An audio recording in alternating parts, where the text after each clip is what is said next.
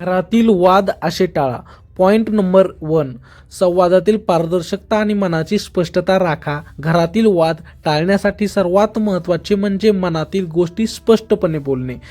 अनेकदा छोट्या छोट्या गैरसमजांमुळे मोठा वाद तयार होतो. उदाहरणार्थ, जर एखाद्या सदस्याला घरकाम, पैसे, वेळापत्रक किंवा कोणत्याही गोष्टीत त्रास होत असेल तर तो राग किंवा नाराजी मनात ठेवतो, तर वाद वाढतो. यासाठी प्रत्येकाने संयमाने परंतु प्रामाणिकपणाने आपले विचार व्यक्त करणे गरजेचे आहे.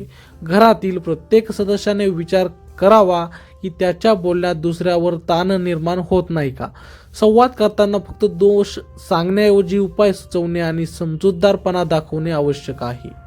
एखाद्या गोष्टीत नाराजी आली तर काही वेळ शांत राहून त्यावर विचार करून समजूत करून घेणे योग्य ठरते. यामुळे दुसऱ्या व्यक्तीला समजते की आपले दुःख खरी कारणाने आहे आणि तो आपल्याला समजून घेण्याचा प्रयत्न करेल. संवादातून गैरसमज दूर होतात आणि घरातील वातावरण प्रेमपूर्ण राहते. सतत बोलत राहणे किंवा सगळ्या भावना दबवणे हे दोन्ही वाद निर्माण करतात. त्यामुळे स्पष्ट, संयमी आणि आदरपूर्वक संवाद राखणे खूप महत्त्वाचे आहे. पॉईंट नंबर 2, सामंजस्य आणि एकमेकांच्या मर्यादांचा आदर करा. घरात वाद टाळण्यासाठी दुसरे महत्त्वाचे कारण म्हणजे प्रत्येकाच्या मर्यादांचा आदर करणे. प्रत्येक व्यक्तीची स्वतःची सवय, वेळापत्रक, आवड, नापसंत आणि काम करण्याची पद्धत वेगळी असते. उदाहरणार्थ, एखादा सदस्य सकाळी लवकर उठतो आणि दुसरा उशिरा उठतो.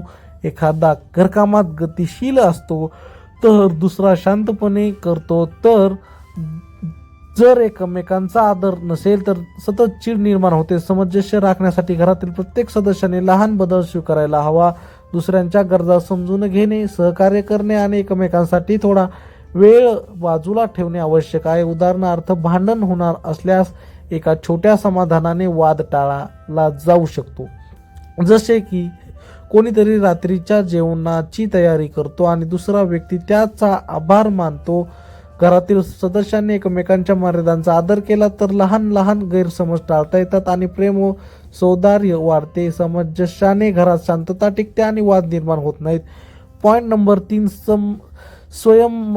स्वयंमय आणि शांत मन राखणे. घरात वाद टाळण्यासाठी तिसरे महत्त्वाचे कारण म्हणजे संयम राखणे आणि शांत मन ठेवणे. एखाद्या गोष्टीवर लगेच रागाने प्रतिक्रिया दिल्यास छोटीशी गोष्टही मोठा वाद बनवू शकते.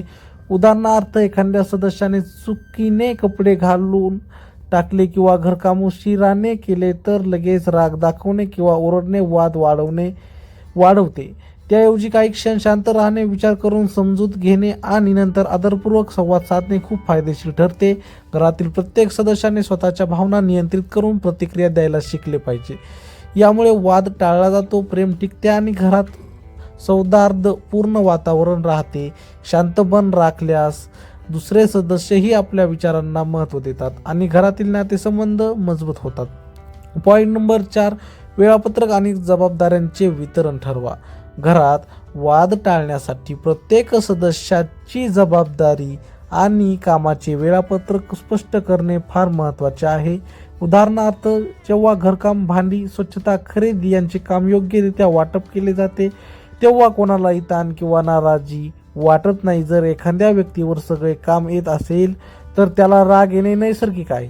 म्हणून घरातील प्रत्येकाने आपापले काम ठरवून आणि वेळेवर पूर्ण करण्याचे नियम बनवले तर गैरसमज आणि वाद टाळता येतात. यामुळे घरात अनुशासन टिकते आणि प्रत्येक सदस्याला आपली जबाबदारी लक्षात येते. पॉईंट नंबर 5, मनातील राग किंवा नाराजी बाहेर काढा, दबवू नका. मनात राग किंवा नाराजी दबवणे घरातील वादाला आमंत्रण देतो.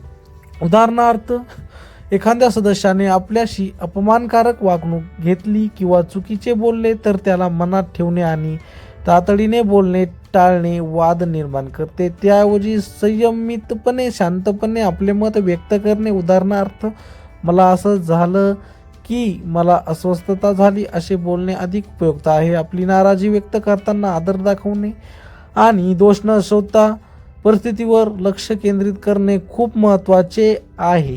पॉईंट नंबर 6, कौटुंबिक वेळ आणि एकत्रित अनुभव महत्त्वाचे ठेवा. घरात वाद कमी करण्यासाठी प्रत्येकाने एकत्र वेळ घालवणे आवश्यक आहे. उदाहरणार्थ, जेव्हा संध्याकाळी किंवा आठवड्याच्या विश्रांतीच्या दिवशी सर्व सदस्य एकत्र जेवतात, गप्पा मारतात किंवा खेळ खेळतात तेव्हा घरातील वातावरण प्रेमळ आणि सौहार्दपूर्ण राहते. एकत्रित अनुभवामुळे गैरसमज दूर होतात, एकमेकांची भावना समजते आणि प्रत्येकाची मन आनंदी राहते. जेव्हा घरातील सदस्य एकमेकांशी संवाद साधतात आणि एकत्र काही छान आठवणी तयार करतात तेव्हा रोजच्या छोट्या वादांची शक्यता कमी होते. पॉईंट नंबर 7, ताण किंवा समस्या बाहेर न टाकता सामायिक उपाय शोधा.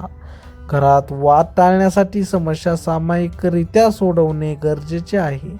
उदाहरणार्थ, जर आर्थिक किंवा घरकामाच्या बाबतीत ताण आहे तर एकत्र बसून यावर चर्चा करणे आणि सर्वांसाठी योग्य मार्ग शोधणे आवश्यक आहे.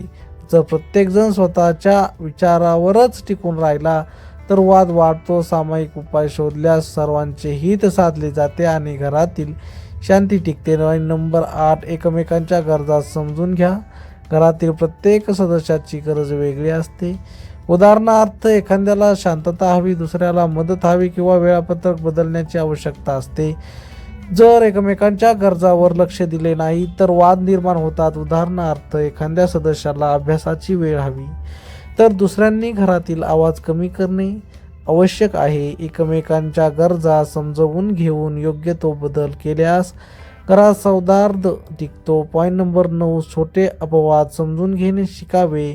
घरात वाद टाळण्यासाठी छोट्या चुका किंवा अपवादांना महत्त्व देऊ नये. उदाहरणार्थ, एखाद्या व्यक्तीने वेळेवर जेवण न केले किंवा घरकाम पूर्ण न केले तर लगेच राग दाखवणे वाद निर्माण करते. लहान चुका समजून घेऊन त्यावर शांतपणे मार्गदर्शन करणे खूप उपयुक्त ठरते. पॉईंट नंबर 10, कुटुंबातील प्रेम आणि आदर नेहमी लक्षात ठेवा. घरातील वाद टाळण्यासाठी प्रेम आणि आदर सर्वात महत्त्वाचे आहे. एखाद्या गोष्टीवर वाद झाला तरी प्रेम आणि आदर टिकून राहिले पाहिजे. उदाहरणार्थ, भांडण झाल्यानंतर एकमेकांशी शांतपणे माफ मागणे किंवा चूक स्वीकारणे हे घरातील नातेसंबंध मजबूत ठेवते. आदर आणि प्रेमामुळे छोटे वाद लवकर मिटतात आणि घरात सौहार्द टिकतो. पॉईंट नंबर 11, घरात नियम आणि मर्यादा ठरवा. घरातील प्रत्येक सदस्यासाठी काही नियम आणि मर्यादा निश्चित करणे गरजेचे आहे. उदाहरणार्थ, कोणत्या वेळेला कोणते काम करायचे, कोणत्या वेळेला शांत राहायचे आणि कोणत्या वेळेला कुटुंबीय एकत्र असावेत ते ठरवणे. नियम स्पष्ट असल्यास गैरसमज आणि वाद कमी होतात आणि प्रत्येकाला काय करायचे आहे हे ठाऊक राहते.